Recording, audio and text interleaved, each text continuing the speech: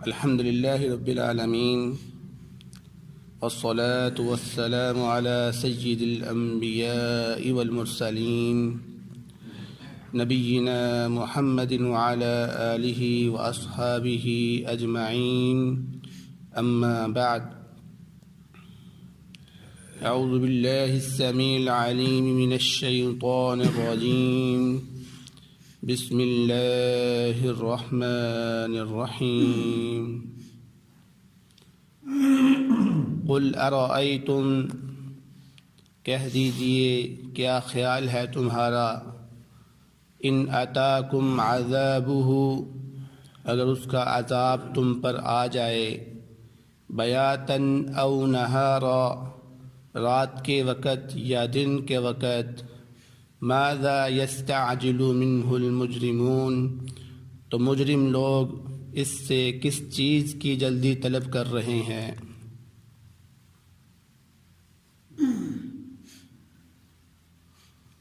سورۃ یونس کی آیت نمبر 50 آپ کے سامنے تلاوت کی گئی ہے۔ اس آیت مبارکہ میں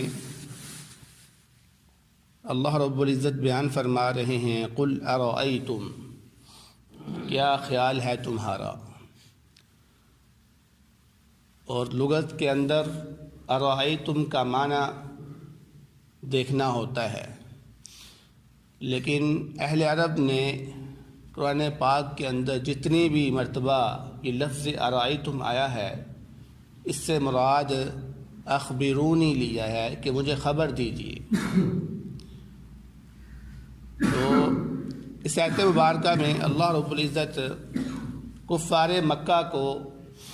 اس بات کا جواب دے رہے ہیں کہ جو انہوں نے کہا تھا کہ متی ھذا الوعد، یعنی روز قیامت کا جب انہوں نے انکار کیا تو نبی کریم صلی اللہ علیہ وسلم نے بیان فرمایا تھا کہ اگر تم آخرت کا انکار کرتے ہو تو اللہ رب العزت کا عذاب تم پر آ جائے گا۔ تو مشرکین مکہ نے کہا تھا اگر تم سچ بول رہے ہو تو پھر یہ عذاب آ کیوں نہیں جاتا، اور ہمیں بتاؤ کہ یہ عذاب کب آئے گا۔ تو اللہ رب العزت نے اس کا ایک جواب پچھلی آیت میں دیا تھا کہ ہر چیز کا ایک وقت مقرر ہے، ہر قوم کا ایک وقت مقرر ہے، جب آپ کا وقت آ جائے گا تو آپ پر بھی اللہ رب العزت کا عذاب نازل ہو جائے گا۔ اور اسی کا اس آیت مبارکہ میں دوسرا جواب دیا جا رہا ہے کہ ہمیں بتاؤ کہ اگر تمہارے پاس اس کا اچانک عذاب آ جائے رات کے وقت یا دن کے وقت، کیونکہ اللہ رب العزت کا جب عذاب آتا ہے تو اچانک آتا ہے، وہ بتا کر نہیں آتا کہ میں آنے لگا ہوں سیدھے ہو جاؤ، نہیں، وہ اچانک آ جاتا ہے۔ تو فرمایا ان سے پوچھے تو صحیح اگر اچانک عذاب آ جائے رات کے وقت یا دن کے وقت تو تم کیا کرو گے اس، یعنی ماذا یستعجل بہ المجرمون، مجرم لوگ کس چیز کی طلب کر رہے ہیں جلدی جلدی کہ وہ عذاب کیوں نہیں آ رہا، یعنی وہ عذاب جو ہے وہ کوئی خوشگوار چیز نہیں ہے،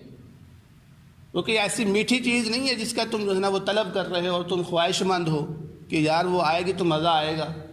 نہیں، بلکہ وہ تو تکلیف دہ چیز ہے، ایک تلخ چیز ہے جس نے آپ کو جلا دینا ہے، آ کر آپ کو تباہ کر دینا ہے۔ تو جب وہ تلخ چیز ہے تو پھر تم اس کی خواہش کیوں کر رہے ہو، پھر تو اس کی خواہش نہیں کرنی چاہیے، لیکن تم اس عذاب کی خواہش کر رہے ہو، ایسا کیوں ہے؟ آگے فرمایا اللہ رب العزت نے ثم اذا ما وقع آمنتم به، کیا پھر جب وہ واقعہ ہو جائے گی تو تم ایمان لے کر آؤ گے؟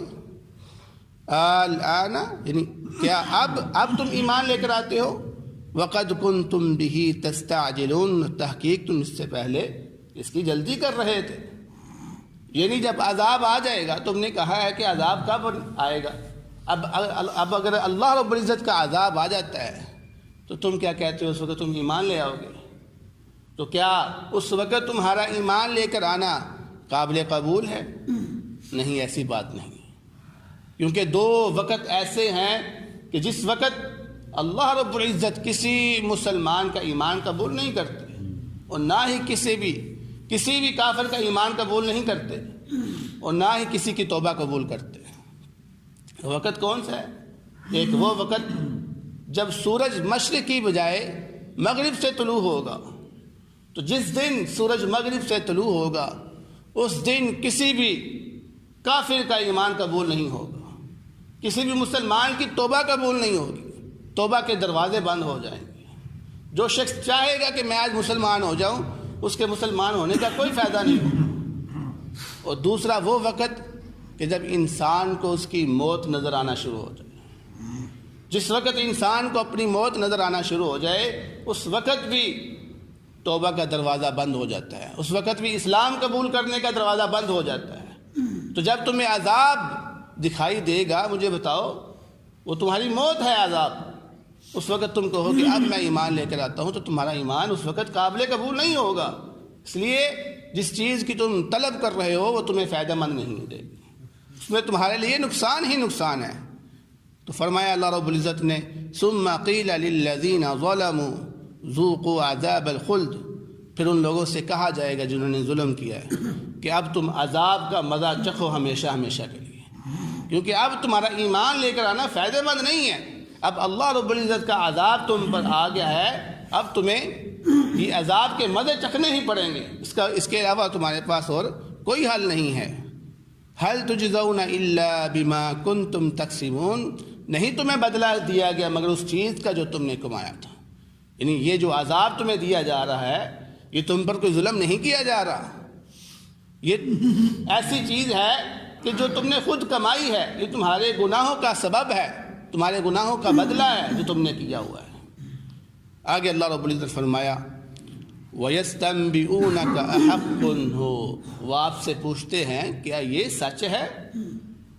یعنی جب کفار مکہ نے عذاب کی یہ باتیں سنی تو ان کا دل جو ہے نا وہ شک میں پڑ گیا کہ اب ہم قرآن پر ایمان لے کر آئیں یا نہ، آخرت پر ایمان لے کر آئیں یا نہ، تذبذب میں پڑ گیا۔ تو انہوں نے دوبارہ نبی صلی اللہ علیہ وسلم سے سوال کیا کہ یہ جتنی بھی آپ نے باتیں بتائی ہیں ہمیں بتائیں کیا یہ سچی ہیں؟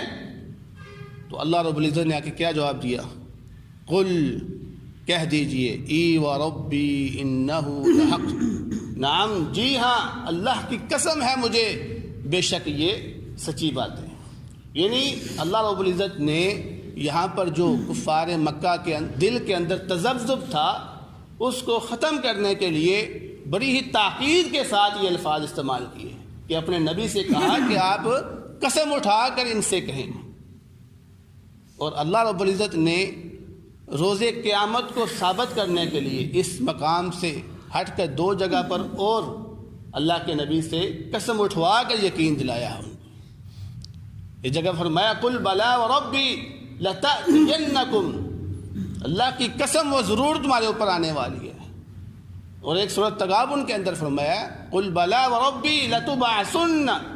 اللہ کی قسم تم ضرور ضرور دوبارہ اٹھائے جاؤ۔ یعنی اس میں کوئی شک نہیں ہے کہ قیامت برپا ہوگی، تمہارا حساب کتاب لیا جائے گا۔ تو اللہ رب العزت نے یہاں قسمیں اٹھوائی اپنے نبی سے کہ قسم اٹھا کر ان کو یقین دلاؤ کہ قیامت ضرور برپا ہوگی، تم دوبارہ ضرور اٹھائے جاؤ گے، اس لیے اس میں کوئی شک والی بات نہیں ہے۔ وَمَا أَنْتُمْ بِمُعْجِزِينَ، اور یاد رکھو کہ اس وقت تم اللہ رب العزت کو عاجز نہیں کر سکو گے۔ یعنی ایسی بات نہیں ہے کہ تم بچ جاؤ گے اس اللہ رب العزت کے عذاب سے، نہیں، ایسی بات نہیں، اپنے ذہنوں سے نکال دو۔ تمہیں جب اس چیز کا یقین ہوگا کہ اللہ رب العزت کا عذاب ہم پر ضرور آئے گا تو تم پھر اللہ رب العزت سے ڈرو گے، اور جب تم اللہ رب العزت سے ڈرو گے تو تم اس کے عذاب سے بچ جاؤ گے۔ تو اپنے دلوں کے اندر اللہ رب العزت کا خوف پیدا رکھیں، یقین کے ساتھ، یہ عقیدہ ہے ہمارا کہ ہمارے دلوں کے اندر اللہ رب العزت کا خوف ہونا چاہیے۔ جس طرح ہمارے دلوں کے اندر اللہ رب العزت کی امید ہوتی ہے، رحمت کی امید، اسی طرح اس کے عذاب کا خوف بھی ہونا چاہیے کہ اگر اس نے پکڑ لیا تو پھر ہم اس سے بچ نہیں سکتے۔ تو جب ہم اپنے دلوں کے اندر یہ یقین کر لیں گے کہ یار جب ہم پکڑے گئے تو ہم بچ نہیں سکتے، تو پھر انسان اس کی نافرمانی نہیں کرے گا، پھر اس سے ڈرتا ہی رہے گا۔ تو یہی چیز اگر ہمارے دلوں کے اندر پیدا ہو جائے تو پھر ہم اللہ رب العزت کی نافرمانی نہیں کریں گے۔ تو دعا ہے اللہ رب العزت سے جو سنا ہے اس پر عمل کرنے کی توفیق عطا فرمائے۔ وما علینا الا البلاغ المبین۔